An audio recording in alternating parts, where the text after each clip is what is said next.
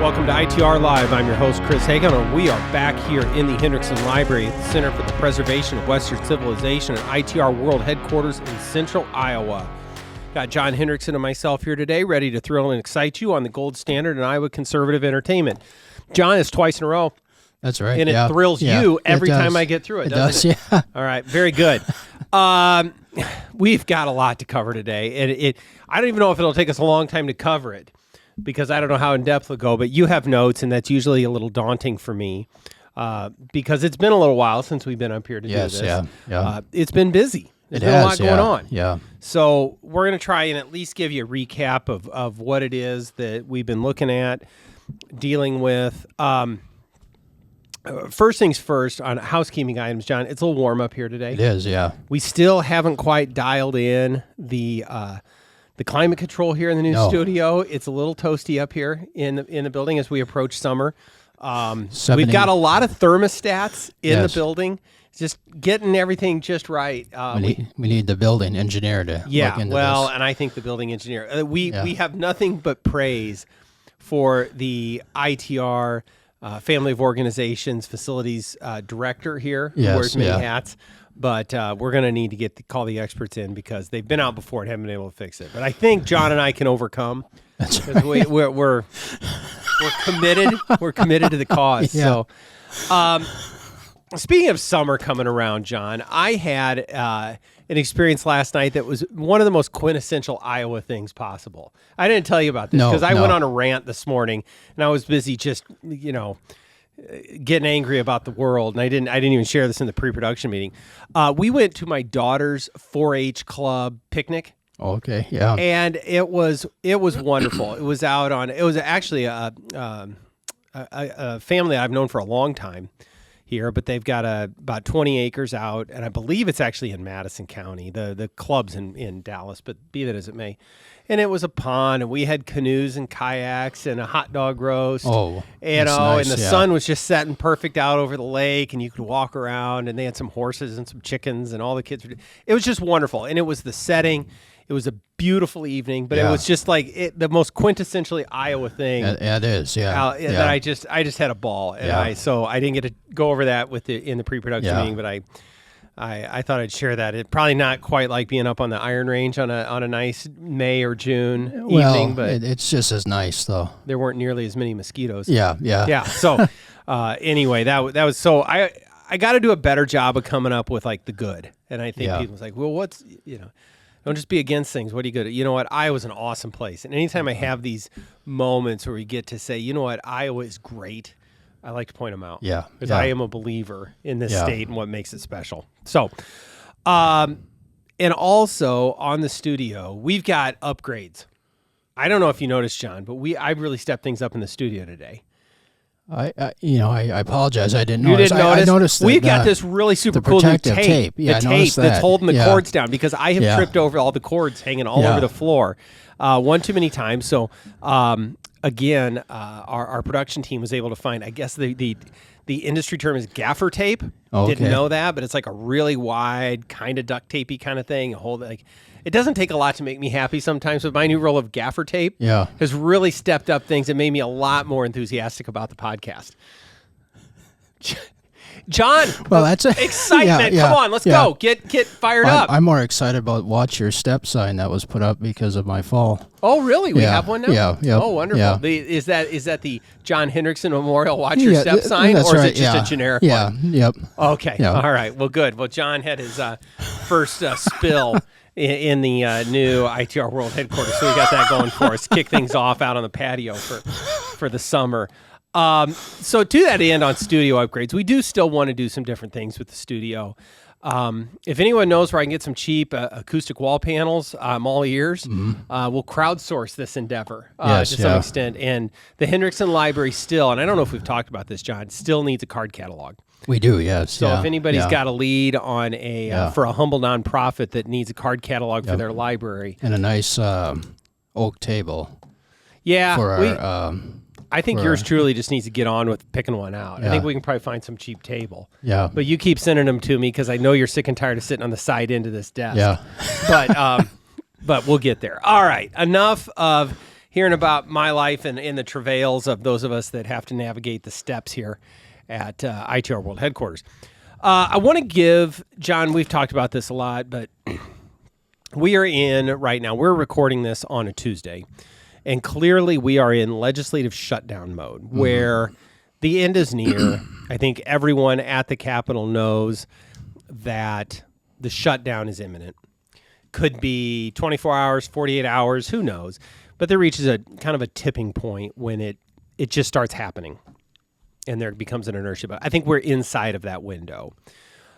What I think has allowed, I think everyone believed that this was probably the end, but usually there's sort of the remaining big policy bills and then budget agreement, and then it's mostly about, and the term we use is kind of moving paper through the building, because rewriting bills, passing them, voting on them, bouncing them back and forth, it just takes time. Yes, right? yeah. And these budget bills are hundreds of pages. But a couple of really big pieces of policy were dealt with here in the last day or so. One was a bill on pharmacy benefit managers.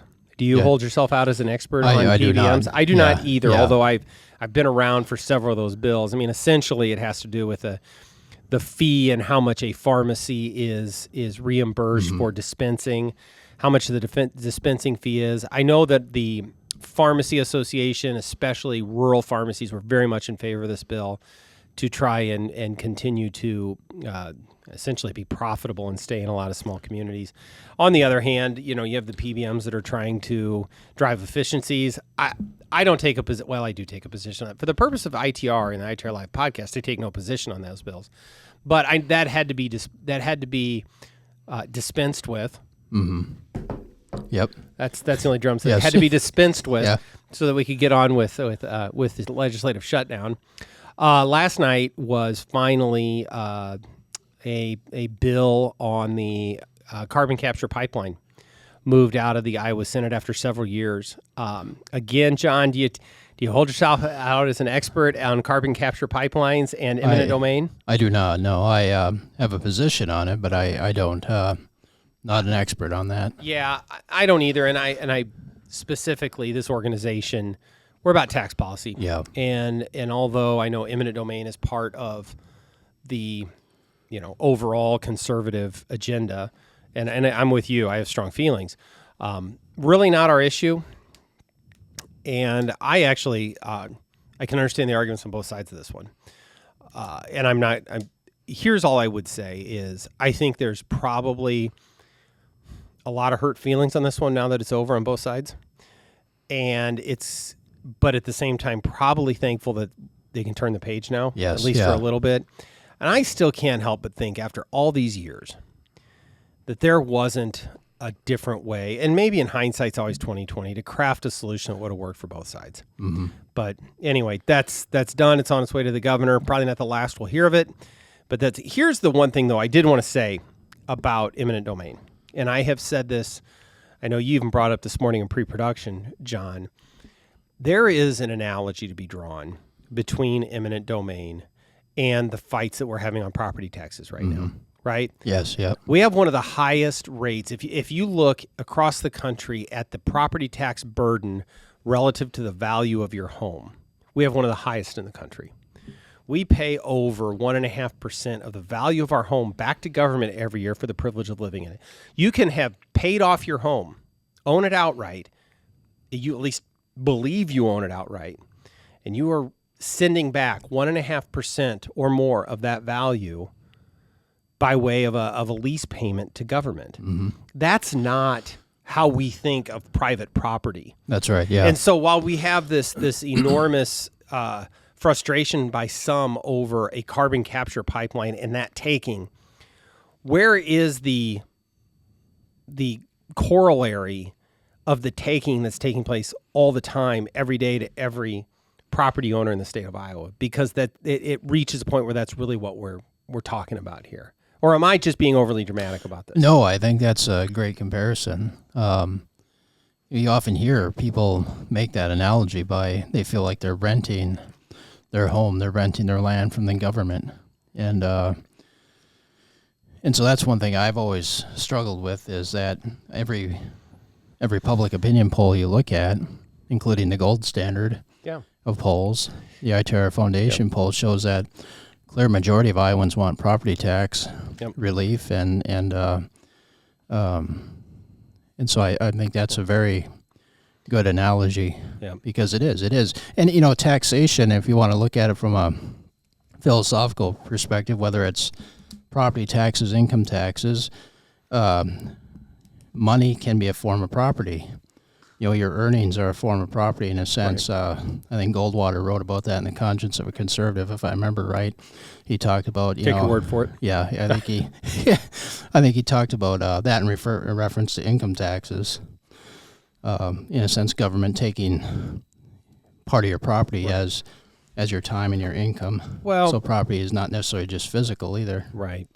It's just elevating the property tax issue, and as we get into the waning days, hours of the legislative session, it's looking more and more like we may have to wait one more year for a property tax bill, which I have said, and I don't know, maybe you have as well, John, that's not necessarily the worst outcome. Mm-hmm. That we would much rather get it right than do it quickly. Yes, yeah. That the system is very complex, and trying to adjust all the knobs and the levers to get it right is a difficult process. And so it may take another interim's worth of work to do something. Yeah. We'll see. Well, we've seen examples in other states where they've done property tax reform and done it badly, and it's made things worse. Right. And so I think here's what we have said consistently all year. There is a shared interest among all of the key players in doing something significant. I absolutely believe that is true. But there are different, and I think even the Ways and Means chairs have had a shared understanding of a framework. They just, at the end of the day, all 150 legislators get a vote on that. Yes, yep. And trying to find something, and again, it's much like we have trouble sometimes explaining Iowans' property tax burden to individual Iowans. It can be difficult to explain a complicated property tax bill to individual legislators. It's just everything about it is complicated. And so, again, if we do not get a bill here at the end, that's not the worst outcome. We will continue working on this. Iowans will have another year. I mean, look, even under the ITR proposal, most Iowans' property taxes are probably going to go up next year anyway, right? It's probably going to be something that no matter what the bill looks like, we'll continue working on for probably the rest of our careers, because it's been a problem in Iowa for, well over 100 years. Oh, it's going to continue to be a problem. We're trying to keep the lid on it. Yeah. So anyway, that's where that's at on property taxes. We'll continue watching that. There was a budget agreement. Yes. And I don't know if you've got those last few pieces, which is probably the biggest thing that needs to be decided in order to shut down the legislature. But there were a few outstanding items on there. I'm gonna finally let you talk, John, because I'm not an expert on it, and I'm gonna let you try to be. And I don't believe all the appropriation bills have been passed yet, but basically the compromise was reached. There had been an agreement between the Senate and the governor on a budget target, and then the House, there wasn't that big of a difference, and I should have wrote that number down. I have it back down in my office, but I can't remember what the difference was. It was $36 million. Do you remember, Chris, offhand? It was somewhere in that general, which is really not a lot when you're talking about a $9 billion budget. And so they came to a compromise. So the fiscal year 26 budget's going to be $9.4 billion. Which is about a 5.3% increase over last year's budget. And some of the areas where they were having kind of some issues of, I don't know if you want to say disagreement or just kind of debating about increasing spending over, was increasing para-educator pay. So I'm going to interrupt you. Yeah. Apparently this was a deal that had been cut before. House Republicans believe that deal should have been honored. Who knows was in the room on that. I take absolutely no position on what the arrangement was. I got asked by several different people, what's a paraeducator? It kind of shows you, and I'm sure that's an important part of the educational system that needed to be funded. Again, not the point. But these are the kinds of things where they become battles inside of the building that really don't translate outside of the building very much. But go ahead. So that's there will be $14 million appropriated for that. There was debate over funding for community colleges, and it would not be a legislative session without a discussion on community college funding or and something new. I believe that's $7.5 million. There was discussion, of course, over nursing homes. That was a big piece. Yes, yeah. Then there was also $5 million more for special education, $8 million more for public safety equipment fund, and then $1.5 million that was what they called the length of service award program for volunteer first responders. And I mentioned those because along with the paraeducator pay, all those will be funded through the sports wagering fund. Yeah, this is where I've got to probably say, wait just a minute. Mm-hmm. What is the sports wagering fund, John? Well, this is where the sports betting revenues come in. So it's from gambling, and the reason for this was that it would take less pressure, supposedly for this year, off the general fund and dip less into reserves because they're already having to dip into reserves. Mm-hmm. But the problem is that in the next fiscal year, this will then go to the general fund. Right. So, I think we're entering into dangerous territory when you start trying to go find new revenue to pay for your spending. Yes. Yeah. Now, that having been said, you mentioned a growth rate in the budget this year, which I think needs a very big caveat to it. Yes. Is that a lot of that money was going toward the changes to the Medicaid program. Yeah, Medicaid went up close to $2 billion. And so you have to back that out. Yep. And if you're being fair to the legislature and how much they grew the budget, because they were forced to appropriate that. And you had the biggest year-over-year lump phase-in of the ESA program. Yeah. And that was money that had been obligated before. So that those dollars were coming online. Mm-hmm. Now, that new dollars, that won't be as much next year. And so those two big, call it a built-in increase in, built-in expenditure, year-over-year increases, a little bit of actually quite a bit of an anomaly this year. So I'm not real critical of the legislature on that percentage on the growth. It'd be interesting to see where we come out the next time you and our friend Vance do the conservative Iowa budget and where we're at on that and some forward-looking projections. Yeah. I still believe that this legislature has a good handle on how much they can spend, looking ahead towards the implementation and what's happening with, we've implemented now the 3.8% flat tax on the individual side. You may still have some changes on the corporate to make sure that the state budget cash flows. Yes. And with our surplus dollars, with the taxpayer relief fund dollars, and looking at the out-year projections, it's going. Here's the bottom line on that. It's going to require continued, ongoing fiscal discipline to rein in spending, and I believe that they are continuing down that path. But we have to stay vigilant. Yes, and that's going to be a big part of our messaging going forward. John, is not just property tax cuts or whatever those really, but hey, let's make sure that we still have that, you've said it over and over, that strong fiscal foundation, which has been in place. And I, like I said, I think we're on that path. Yeah. But there's one other thing I think they need to worry about, and that is the changes coming from the federal government, and especially in terms of Medicaid. Yeah. And this is something just that they need to be aware of, because and this increase was because of the COVID stuff winding down. Yeah. But if they're still, Congress is still debating the big beautiful bill, and they're right now they're saying they're not going to really tamper with Medicaid, but. Wow. You never know. I mean, I know we all have a great deal of confidence in Congress to get it right, and do the thing, and then live up to their word. We know they're come on. Because if the feds cut that, then that means Iowa is on the hook for increasing a greater share of spending in that area. Yeah, we're all for block granting certain things. Yes, yeah, right. Yeah. Look, if you want to just give us the dollars and we'll figure out how to spend it, we're all for that. Yeah. But but yeah, it's. there certainly is a wait and see on some of these things of what will happen based on action or inaction out of Congress. And I think on some of these smaller tax policy issues, John, too, there have been proposals to make certain exemptions to income. For example, the tips and overtime. Yeah. And we have said, although we don't love it as a matter of tax policy, just on principle, at a minimum, we should wait and see what the federal government does, because we couple with those things, and we could end up extending a bigger benefit here than they give in D.C.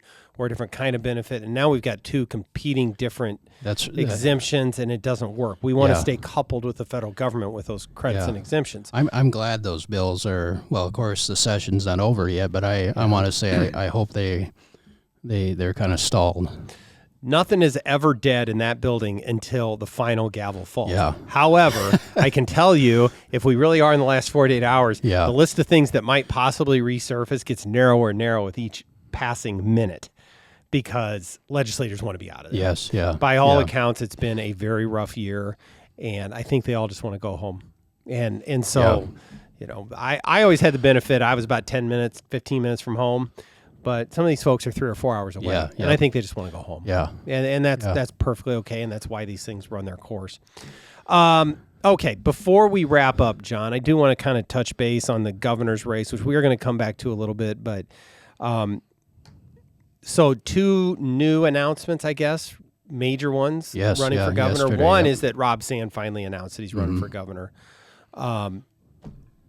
Widely expected by all corners. So state auditor Rob Sands in the governor's race on the Democrat side, and one more new candidate on the Republican side, at least announced, which is Congressman Randy Feenstra from the 4th District. So so that makes 3 now. Who've actually kind of announced. I mean, you've got 2 have formed an exploratory committee. Right. Buslow has got the exploratory committee, and Sherman. I think he's actually announced. And then Feenstra formed. And then Feenstra. You still, I think most people are looking at Attorney General Brenna Byrd, Secretary of Secretary of Agriculture Mike Naig, still have Speaker Pat Grassley, maybe House Ways and Means Chair Bobby Kaufman. There's a lot of people still looking at this. The field is still crowded. I think some of these people will run. I think some of them won't. Yeah. And that's a good thing. Let's get everybody out, figure out who the best candidate is. So, putting on your political hat, once the session's over, do you think some more candidates will emerge once the gavel goes down? I mentioned 6 Republicans right there. Buslow, Feenstra, Byrd, Naig, Grassley, Kaufman. I believe there will be at least one candidate in addition to that list that will run that will be somebody considered at least a legitimate candidate. Yeah. Do you think it's not hey, I'm going to go out, raise just enough money to pay for my gas so I can go to county GOP meetings and get 4%? I'm not talking about that kind of candidate. Yeah. There will be one more. Will there be any that's not because I've heard some scoop. That is just a guess. Yeah. Any competition, do you think, on the Democratic side, or is Rob Sand going to clear the field? They have one other, but he has raised enough money. Yeah. And I think there's even some frustration on the Democrat side because that is the liberal base of the party, I think, would like to see maybe a more robust discussion of their issues. Mm-hmm. But we'll have to see where that comes out. But I suspect he's probably got a pretty wide open lane for the nomination. I think, well, this is a federal race, but I think since our last one, we had developments on the 3rd District. On the Democratic side, at least. So I think the two strong candidates that were rumored were Senator Sarah Trone-Garriott and House Minority Leader Jennifer Confrist. Yes, and that will be a significant race. I think both of those are going to be strong candidates. And it's usually the Democrats sort of identify who their preferred candidate is and kind of clear the field. They haven't done it this time. So we will see. I think they'll both be able to raise money, build coalitions, and compete. And that would be to run against Congressman Zach Nunn. Also, I think with the announcement that Congressman Feenstra is running is now do we have, if he is in fact all in on the governor's race, now you got an open congressional seat in the 4th District, and that's a safe Republican seat, and so that will be competitive. And I hear I think there's a lot of members of the legislature that are trying to get their name floated for that one right now. And we will see. It takes more than online chatter to make yourself a credible congressional candidate. you need a lot of money too. Yeah. And so That'll for be better or for interesting. worse, it'll be very Yes, interesting to yeah. see who runs for that. And then, with Rob Sand running for auditor, you've got Lieutenant Governor Knoyer has announced for that seat. That's right, yeah. What happens? There was an announcement on the Democrat side for Attorney General, former State Representative Nate Willems, who served at the Yes, same time yeah. I did, running for Attorney General. I know Nate pretty well.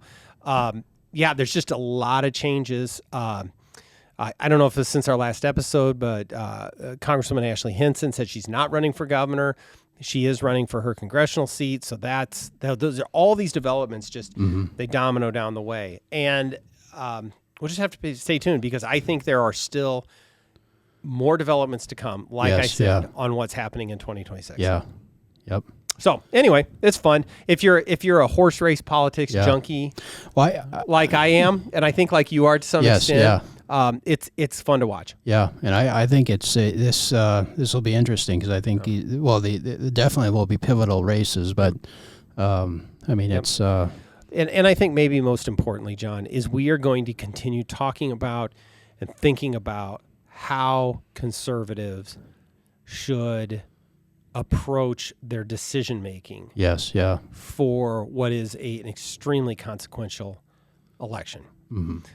What are the issues? What are because it's more than just being right. that's It's more than just, does this person say this in a way that I like to hear it? It's more than how they communicate. And there's a lot of different things that matter. yeah, And so I want to be talking about that and how conservatives can be effective in elevating those things into the discussion. Yeah. And we're going to do that without picking a candidate because I think we can raise the debate on yes, how we pick yeah, them. yeah, So anyway, that's something to look forward to, John. absolutely. I'm right. excited for those. Here's the most dangerous part Yeah. of every podcast episode. Yeah. Anything else? I do have one thing. Okay, great. Yes, Let's go. yeah, because you just reminded me of this morning. I was reading the Wall Street Journal, and the senator from Wisconsin, Ron Johnson, had a good article. It's kind of a pessimistic article, but basically, he's talking about the tax bill, and he said at best, that we all at best we could get to is pre-pandemic spending levels, and he said that basically limited government is unattainable, and he goes into some reasons why because of the spending, and it got me thinking about that, and I think the title of the article he had was "The Ugly Truth," Yeah. and I think he was right, and my thought on that is that if we want to go back, if we truly want limited government, and I think this goes back to what you were just talking about, we need to not only change the culture but get back to those foundations, those principles, and without that, we're not going to do that. I haven't read the article. I think that's well said. And here's something that I think you've heard me talk about, and I don't believe we've necessarily talked it on here, but this is another idea we'll explore. You use the phrase limited government. And I think that we have moved a little bit as a movement, thinking about the conservative movement, into thinking that limited government is comprised of our sort of freedoms and liberties, of government's control over our lives, and some of the maybe the related cultural slide that we're around. But I think central to that has always been limited government means limited in a fiscal sense, limited in how much it takes from us in terms of our wealth, in terms of our income. And that's one of the things that I want us to continue working on, is that limited government, fiscal conservatism, and conservatism broadly, at its very bedrock, is the idea of limiting how much government takes from us in terms of our wealth and income. Yep. And we have to continue to elevate that as part of this conversation. I am a full spectrum conservative, as are you. I believe in those core principles across the board, but I believe that fiscal conservatism, limited government in terms of taxation and spending, is second to none of those other liberties. Yes. Yeah. So we're going to keep working Yeah. on that, John. Yeah. I'm counting on you. Yeah. Well, I need to get the transcript, and I've been meaning to do this, of how you outline the moral case for tax cuts, and get that to Dan, because I think our listeners need to hear that. Because you had a home run with that. Our facilities person who was asking for that. Yeah. So I don't know. John, I'll you dig want to be that one up. of your best roles here in the ITR family of organizations is you wear many hats, but one is the vice president of saying nice things about me and making me feel good about myself. Well, so I it's the appreciate truth. that. All right. With that having been said, John, that was your anything. And you're the else. only one that let me talk about tariffs, so that's why. You know what? It's all about. That's one of those things about leadership, John. Yeah. You empower your people and you let them run for a while and let them work on the things they want to work on for a while. So we're happy to do it around here. So with all of those things having been said, next time we come back to you, we expect to have a legislative shutdown. Maybe a recap of that. And there's just a lot happening in Iowa politics. There's a lot happening around the state. There's a lot of news that we need to cover. And maybe what I'm doing is reminding myself that we need to get back behind the microphone a little more often to talk about it. So if you've got ideas on content, if you've got ideas on studio improvements or just general feedback, please let us know. And with all of that, we will see you next time on ITR Live.